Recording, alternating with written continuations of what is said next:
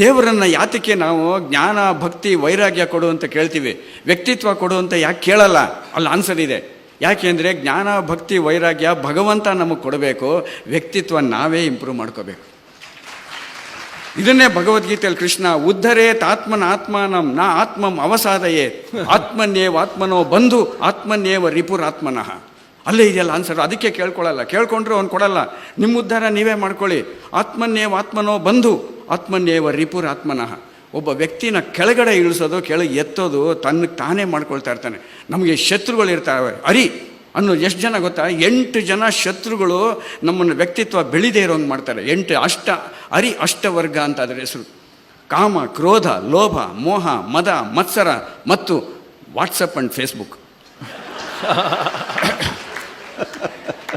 ಅಲ್ವಾ? ಈ ಹರಿಷಡ್ ವರ್ಗಕ್ಕೆ ದಾಸರಾಗಿರೋರು ಹರಿದಾಸರಾಗಕ್ಕಾಗತ್ತಾ? ಹರಿದಾಸರಾಗಿರೋರು ಹರಿದಾಸರಾಗಕ್ಕೆ ಸಾಧ್ಯನೇ ಇಲ್ಲ. ಮೊದಲು ನಮ್ಮನ್ನು ನೀವು ಈ ಹರಿಯಿಂದ ದೂರ ಮಾಡಿ ನಿಮ್ಮನ್ನು ನೀವು ಹರಿ, ಆಮೇಲೆ ನಿಮಗೆ ಹರಿ ಒಲಿತಾನೆ ಅನ್ನೋದು ಇಂಪಾರ್ಟೆಂಟ್. ಹರಟೆ ನಾವು ಮಾಡ್ತಾ ಇದ್ವಿ, ಇವತ್ತು ಬೇರೆ ಥರ ಅಂತ ಪ್ರಾಣೇಶ್ ಹೇಳಿದ್ರು. ಆದರೆ ಬೇರೆ ಥರನೇ ಇದು ಹರಟೆ ಅಲ್ಲ, ಹರಿಟೆ. ಈ ಹರಿನ ಹೋಗೋದಕ್ಕೆ ಟೇ ಅಂದರೆ ಯಾವುದು? ನಾವೆಲ್ಲ ಆರಿಸ್ಕೊಂಡಿರೋದು ಈ ಟೆಂಪರರಿನ ಬಿಟ್ಟು ನಾವು ಆ ಪರ್ಮನೆಂಟಿಗೆ ಹೋಗಬೇಕು ಅನ್ನೋದಕ್ಕೋಸ್ಕರ ಫಸ್ಟ್ ಹಿಂಗೆ ಬರ್ಕೊಳ್ತಾ ಇರೋದು. ಯೋ ಧ್ರುವಾಣಿ ಪರಿತ್ಯಜ್ಯ ಅಧ್ರುವಂ ಪರಿಷೇವತೆ ಧ್ರುವಾಣಿ ತಸ್ಯ ನಶ್ಯಂತಿ ಅಧ್ರುವಂ ನಷ್ಟಮೇವಚ. ಪರ್ಮನೆಂಟ್ ಆಗಿರೋದನ್ನು ಬಿಟ್ಟು ಟೆಂಪರರಿ ಹಿಂದೆ ಹೋದರೆ ಅದು ನಷ್ಟ ಆಗುತ್ತೆ, ಇದು ನಾಶ ಆಗುತ್ತೆ. ನಮ್ಮ ವ್ಯಕ್ತಿತ್ವ ನೀವು ಬೆಳೆಸ್ಕೊಳ್ಳಿ ಅಂತ ಭಗವದ್ಗೀತೆಯಲ್ಲಿ ಕೃಷ್ಣ ಹೇಳ್ತಾ ಇರೋದು. ಎಂಟೈರ್ ತೊಗೊಳ್ಳಿ ವ್ಯಕ್ತಿತ್ವ ಅಂದ್ರೇನು? ಆಚಾರ್ಯರು ಭಾಳ ಚೆನ್ನಾಗಿ ಹೇಳಿದ್ರು. ಪರ್ಸನಾಲಿಟಿ ಅಂದರೆ ಏನು? Person plus ability is equal to personality. ವ್ಯಕ್ತಿತ್ವ ಅಂದ್ರೇನು? ವ್ಯಕ್ತಿ ಮತ್ತು ಸತ್ವ ಈಸ್ ಈಕ್ವಲ್ ಟು ವ್ಯಕ್ತಿತ್ವ. ಹಾಗೆ ನಮ್ಮ ಸತ್ವ ಬೆಳೆಸ್ಕೊಳ್ಳೋದಕ್ಕೆ ನಮಗೆ ನಡೆ ನುಡಿ ಮಡಿ ಅಂತ ಹಿಂಗೆ ಹೇಳಿದ್ರಲ್ಲ, ಆ್ಯಕ್ಚುಲಿ ನೆಡಿ ಅಂತ ಒಂದು ಫಾರ್ಮುಲಾ ಇದೆ, ನೇ ಮತ್ತು ಡಿ ಅಂತ. ನೇ ಮತ್ತು ಡಿ ವ್ಯಕ್ತಿತ್ವ ಬೆಳೆಸೋಕ್ಕೆ. ನೇ ಅಂದರೆ ಯಾವುದು? 5 ನೇಗಳು ನಮ್ಮ ನೆರವಿಗೆ ಬರುತ್ತೆ. ಒಂದು ಆಲೋಚನೆ, ಚಿಂತನೆ, ಭಾವನೆ, ವರ್ತನೆ ಮತ್ತು ನಮ್ಮ ಸಂಭಾಷಣೆ. ಈ 5 ನೇಗಳು ನಮ್ಮ ನೆರವಿಗೆ ಬಂದು ಆ ನೆರವಿನ ಇಟ್ಕೊಂಡು ಕೊನೆಯಲ್ಲಿ 5 ಡಿಗಳಿಂದ ಹೆಣ್ಗೊಡ್ಬೇಕು. ನಮ್ಮ ಮನುಷ್ಯನ ಜೀವನನೇ 5 ಡಿಗಳಲ್ಲಿ ಪಾಸಾಗತ್ತೆ. ಹೆಂಗೆ ಅಂದರೆ, ಮೊದಲು ಎತ್ಕೊಳ್ತಾ ಮಗು ಹುಟ್ಟಿದ ತಕ್ಷಣ ರೆಡಿ, ಆಮೇಲೆ ಸ್ಕೂಲು ಸ್ಟಡಿ, ಆಮೇಲೆ ಕಷ್ಟಪಟ್ಟು ದುಡಿ, ಆಮೇಲೆ ವಾನಪ್ರಸ್ಥಾಸಕ್ಕೆ ಎಲ್ಲ ಬಿಡಿ, ಲಾಸ್ಟಲ್ಲಿ ಮಡಿ. ಈ ನೇ ಮತ್ತು ಡಿ ಇಟ್ಕೊಂಡು ಹಿಂಗೆ ಹೋಗುವಾಗ ಮಧ್ಯದಲ್ಲಿ ನಮ್ಮ ವ್ಯಕ್ತಿತ್ವ ಹಿಂಗೆ ಬರ್ತಾ ಇರುತ್ತೆ. ಆಗ ನಾವು ಭಗವಂತನ ಧ್ಯಾನಿಸ್ತಾ ನಮ್ಮ ಆಲೋಚನೆ ಈ ಕಡೆನೇ ಹೋಗಲಿ. ಆಲೋಚನೆ ಅಂದರೆ ಥಾಟ್ಸ್ ಎಲ್ಲ ಕಡೆಯಿಂದನೂ ಬರ್ತಾ ಇರುತ್ತೆ. ಆನೋ ಭದ್ರ ಕರ್ತವ್ಯ ಅಂತ ವಿಶ್ವತಃ ಅಂದ್ರೂ ಒಳ್ಳೆಯದೇ ಬರುತ್ತೆ ಅಂತಿಲ್ಲ. ಎಲ್ಲ ಕಡೆಯಿಂದನೂ ಬರೋದನ್ನು ಚಿಂತನೆ ಅನ್ನೋದು ಜರಡಿ ಹಿಡಿಬೇಕೋ ಮೊರ ಹಿಡಿಬೇಕೋ ನೋಡಿ.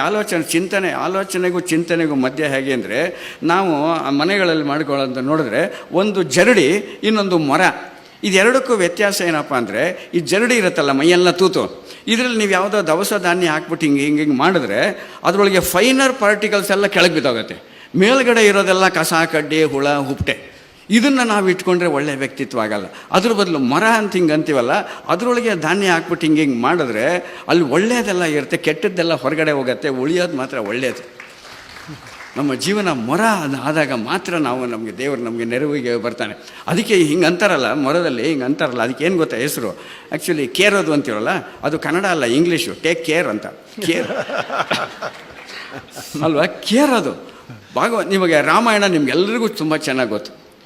ಭಾಗವತದಲ್ಲಿ ಒಂದಿದೆ, ಇಲ್ಲೆಲ್ಲ ತಿಳಿದವ್ರು ಭಾಳ ಜನ ಇದ್ದಾರೆ. ನನಗೆ ಸಂಸ್ಕೃತ ಭಾಗವತ ಅಷ್ಟೆಲ್ಲ ಗೊತ್ತಿಲ್ಲದೆ ಇದ್ರೂ ಒಂದಿದೆ. ವಸುದೇವ ಪುಮಾನ್ ಏಕಃ ಸ್ತ್ರೀಮಯಂ ಇತರ ಜಗತ್. ಲೇಡೀಸ್ ಆ್ಯಂಡ್ ಜೆಂಟ್ಲ್ಮನ್ ಅನ್ನೋದು ಸುಳ್ಳು, ಮಹಿಳೆಯರೇ ಸುಳ್ಳು ಅಂತ ಹೇಳ್ತಾರೆ. ವಸುದೇವ ಪುಮಾನ್ ಏಕಃ, ಆ ದೇವರು ಅವನು ಒಬ್ಬನೇ ಗಂಡಸು. ಸ್ತ್ರೀಮಯಂ ಇತರ ಜಗತ್, ಪ್ರಪಂಚದಲ್ಲಿ ಇರೋರೆಲ್ಲ ಬರೀ ಸ್ತ್ರೀಯರು. ಹಾಗಾದರೆ ಸ್ತ್ರೀ ಅಂದ್ರೇನು? ಸ್ತ್ರೀ ಅನ್ನೋ ಪದ 3 ಅಕ್ಷರಗಳಿಂದಾಗಿದೆ. ಸ, ತ ಮತ್ತು ರ. ಈ 3 ಮನುಷ್ಯನ 3 ಗುಣಗಳನ್ನು ರೆಪ್ರೆಸೆಂಟ್ ಮಾಡುತ್ತೆ. ಸ ಅಂದರೆ ಸತ್ವಗುಣ, ತಾಮ್ ಅಂದರೆ ತಮೋಗುಣ, ರ ಅಂದರೆ ರಜೋಗುಣ. ಈ 3 ಯಾರಲ್ಲಿರುತ್ತೋ ಅವರೆಲ್ಲ ಸ್ತ್ರೀ. ತಮೋಗುಣ ರಜೋಗುಣ ಅಲ್ವಾ? ತಮೋಗುಣ ರಜೋಗುಣನೇ ಮನುಷ್ಯನ ಕೆಳಗೆ ಎಳೆಯೋದು. ಅಂಧನ್ ತಮಸ್ಸು ಅಂತ ನಾವೇನಂತೀವಿ, ರಜೋಗುಣ ತಮೋಗುಣನೇ. ಕಾಮ ಏಷ ಕ್ರೋಧ ಏಷ ರಜೋಗುಣ ಸಮುದ್ಭವ ಅಂತ ಭಗವದ್ಗೀತೆಯಲ್ಲಿ ಕೃಷ್ಣ. ತಮೋ ಗುಣ ಅಂತಂದರೆ ಯಾವಾಗಲೂ ಇನ್ಯಾಕ್ಟಿವ್ ಆಗಿ ಮಲ್ಕೊಂಡಿರೋದು, ಸುಮ್ಮನೆ ನಿದ್ದೆ ಮಾಡ್ತಾ ಇರೋದು, ಸಿಕ್ಕಿ ತಿಂತಾರೆ. ರಜೋಗುಣ ಅಂತಂದರೆ ಕಾಮಕ್ರೋಧ ಇದನ್ನೆಲ್ಲ ಹಿಂಗೆ ಇಟ್ಕೊಂಡು ಹಿಂಗೆ ಹೋಗ್ತಾ ಇರೋದು. ಆದರೆ ಸತ್ವಗುಣ ಈ ಮೂರನ್ನು ರೆಪ್ರೆಸೆಂಟ್ ಮಾಡುವಂಥ ಕ್ಯಾರೆಕ್ಟರ್ಗಳು ರಾಮಾಯಣದಲ್ಲಿದೆ, ಶ್ರೀಲಂಕಾದಲ್ಲಿದೆ. ಬೇಕಾದ್ರೆ ಶ್ರೀಲಂಕಾದಲ್ಲಿ ಹೋಗಿ ನೋಡಿ. ಅಲ್ಲ, ಈಗ ಹೋಗೋಕ್ಕಾಗಲ್ಲ, ಎಮರ್ಜೆನ್ಸಿ ಇದೆ.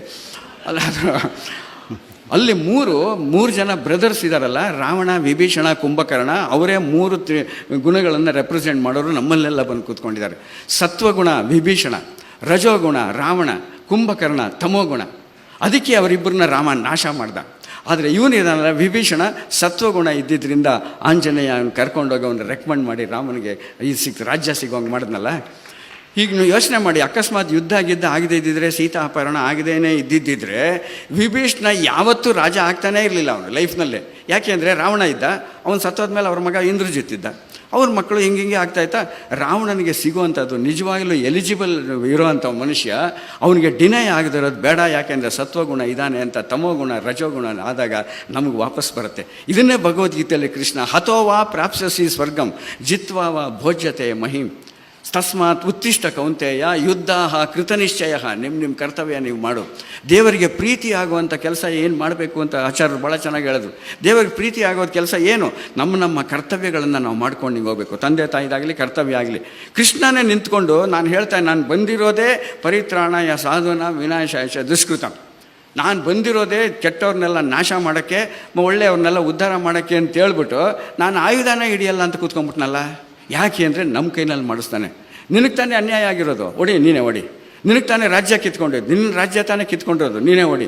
ನಿನ್ನ ಹೆಂಡ್ತಿಗೆ ತಾನೇ ಅವಮಾನ ಮಾಡಿದ್ದು, ನೀನೇ ಹೊಡಿ. ನಿಮಗೆ ತಾನೇ ಅರಿಗಿನ ಮೇಲೆ ಸುಡೋಕ್ಕೆ ಟ್ರೈ ಮಾಡಿದ್ದು, ನೀನು ಹೊಡಿ. ಬಟ್ ನಾನು ಗೈಡೆನ್ಸ್ ಕೊಡ್ತೀನಿ. ಒಳಗಡೆ ಇರೋ ಭಗವಂತ ನಮಗೆ ಕೊಡ್ತಾ ಇರ್ತಾನೆ. ನಮ್ಮ ಕರ್ತವ್ಯ ನಾವು ಮಾಡ್ತಾ ಇರಬೇಕು, ವ್ಯಕ್ತಿತ್ವ ಬೆಳೆಸ್ಕೊಂಡು.